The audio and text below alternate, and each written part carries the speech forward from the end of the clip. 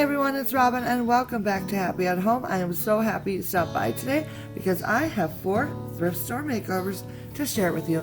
So let's jump right in. Today's first project is this very unique tabletop frame. It has a very dark stain on it which doesn't match my decor, so I'll be giving it a coat of paint.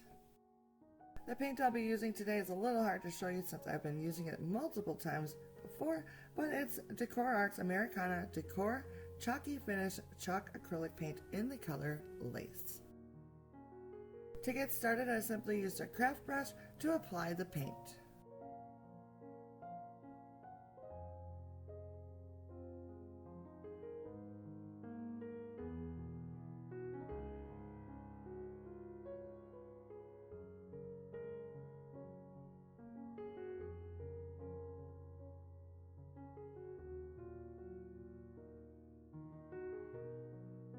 I ended up giving the whole thing 2 coats of paint, which seemed to cover the frame nicely.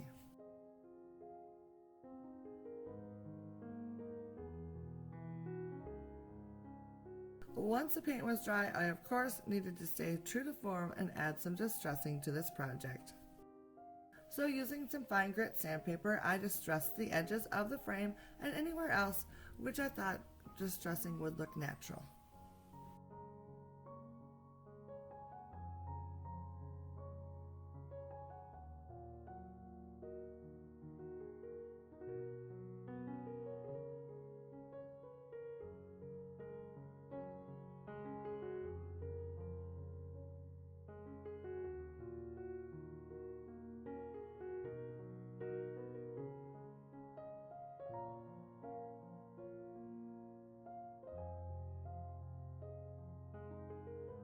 Once the sanding was complete, I used a microfiber cloth to wipe away all the paint dust.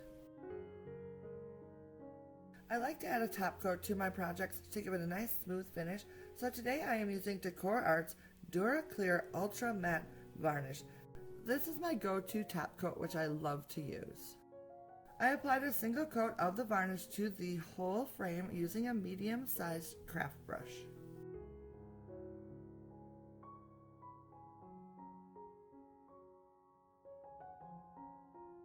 Once the varnish was dry, I just had to find some photos to display in my newly spruced up frame, and the project was complete.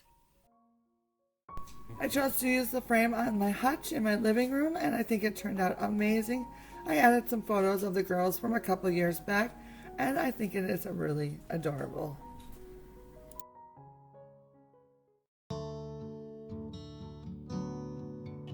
The second project today is this bolster pillow. I love the shape, but the fabric doesn't really match my house, so I'll be making a new cover for it. The first thing I did was remove the pillow insert and set that aside. Then with a seam ripper, I removed the zipper to reuse on the new cover, and then I proceeded to take the rest of the cover apart to use as a pattern for the new cover. It took a while to take apart, but in the end I had 3 nice pieces to use as a pattern. I chose this vintage sheet with this gorgeous floral pattern to use as the fabric for the new cover. After laying out the new fabric nice and flat, I layered the main section of the old fabric on top, pinning it together in a few places to keep it from shifting, and it looks like this. Then using my quilting ruler, I lined it up along the edge of the old fabric, and with a rotary cutter, I cut the new fabric to match.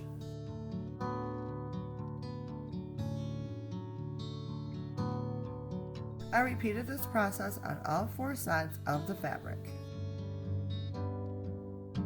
To cut out the 2 end pieces, I layered the 2 fabrics together, and then with a pencil, I traced around the original piece. Then with a pair of scissors, I simply cut out the circle.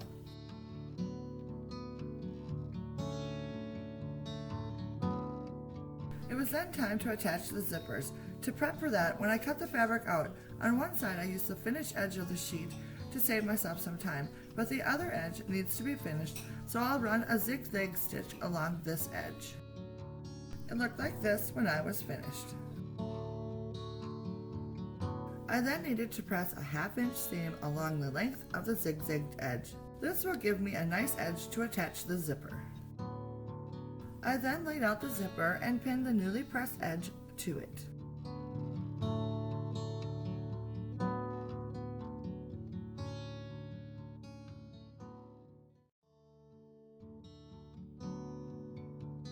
With my zipper foot installed onto my sewing machine, I sewed the two together.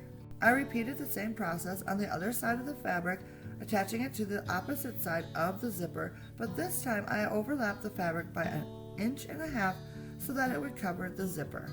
The finished zipper looks like this. The small section not attached together at the end of the zipper was sewn together after I attached the last side of the zipper. I reinforced the end of the zipper with an extra seam at the end, and here's another look at the finished sides. Before moving on, I did a fit test and everything seems to be looking good, so now we can move on to adding the two ends of the cover. The first thing I did was fold one of the end pieces in half and then fold it in half again. I marked each fold with a pin. This gave me 4 centering marks to work with.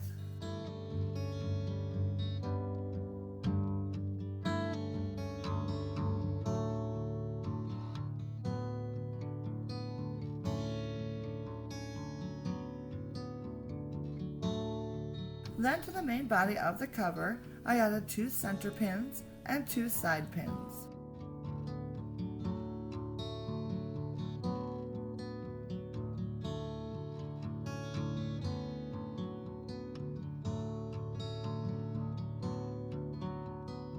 Next, taking one of the circle pieces, I lined up one of the pins with one on the body section and pinned the 2 pieces together, making sure that the right sides of the fabric was facing in. I repeated the process with the remaining 3 pins on the circle piece. When I was finished, the circle piece was attached to the body in 4 points. From there, I worked on attaching the circle to the body in little sections between the pins until the whole thing was attached together. When I was finished, it looked like this. The next step was to sew the 2 pieces together using a 1/4 inch seam allowance. When I was done, it looked like this. I then repeated the same process to attach the other circle piece to the opposite end of the cover. I used a zigzag stitch to finish the edges on both ends of the pillow to give it a finished look, and that was it. I just needed to turn the pillow right side out.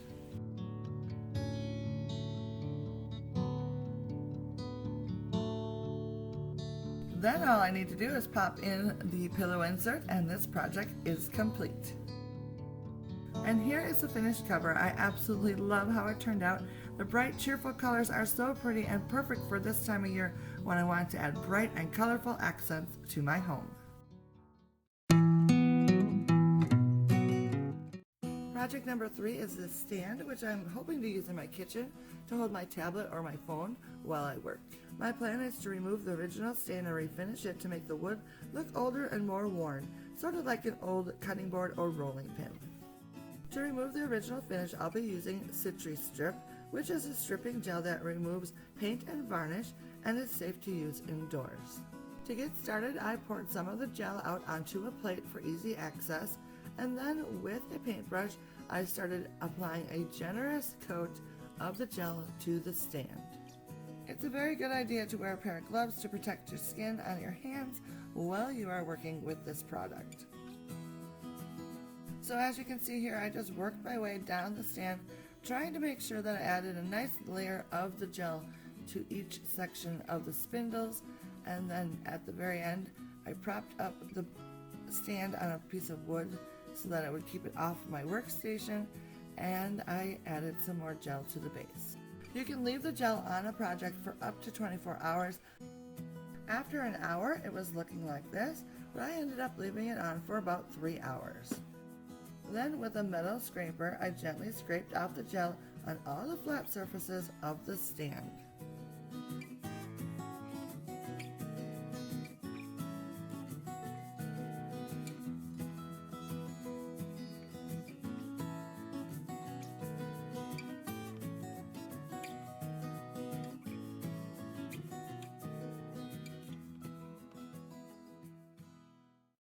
The spindle area was a little bit more tricky. I found a toothbrush worked well to loosen and scrape off the majority of the gel. I followed up with a small piece of paper towel which took off the remaining gel. As you can probably imagine, this part took a little while. Probably took me about a half hour or so. I'm just scrubbing with the toothbrush and then removing with the paper towel over and over until it seemed like I had most of the gel off of the stand itself.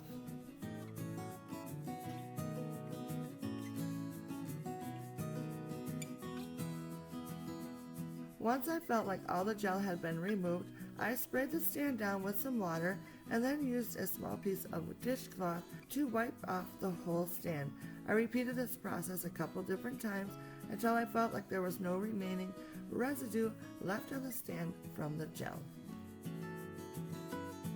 Next, I used some fine grit sandpaper and gave the whole thing a good sanding.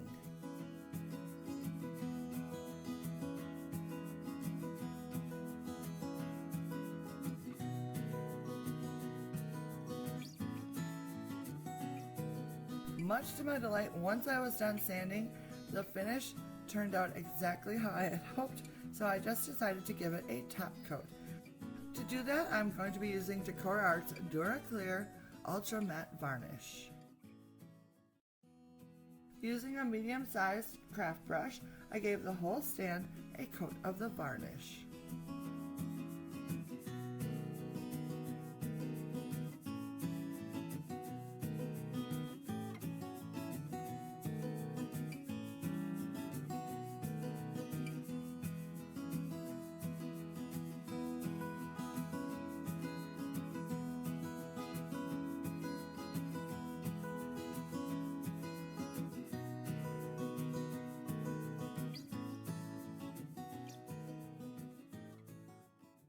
The stand turned out better than I could have hoped for, and I'm really enjoying the more muted wood tone that it now has compared to the original finish. To me, it fits in better with the farmhouse style that I love so much. Just like I had hoped, it does a wonderful job of holding both my phone and my tablet, and I can tell this is going to be a very handy item to have in my kitchen.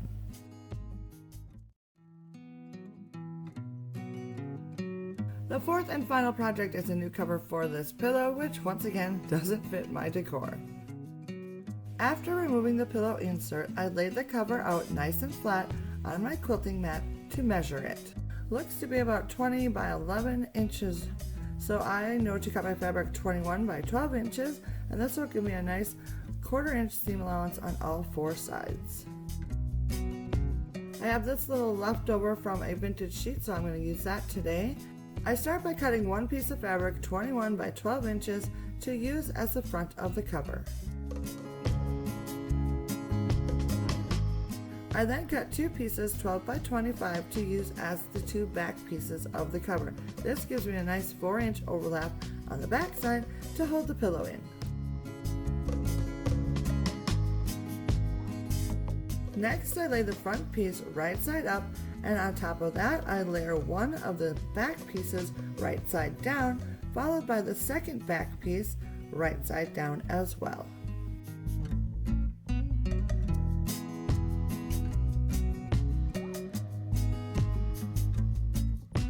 I then pinned all the layers together.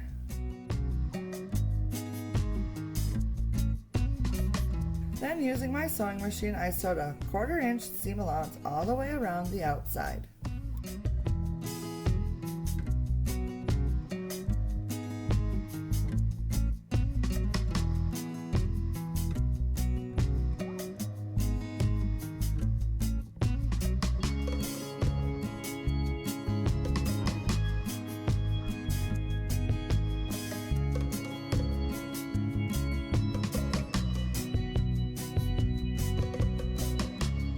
I removed all the pins,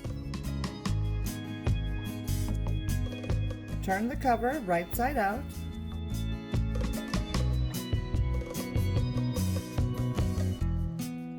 inserted the pillow, and the project was complete. This little pillow turned out very nice, and I absolutely love the fabric. The blue and little pops of purple are really pretty together. Perfect for an armchair in the living room. I hope you enjoyed today's video and its various projects. If you did, give it a thumbs up, and I'll see you again in my next video. Bye now.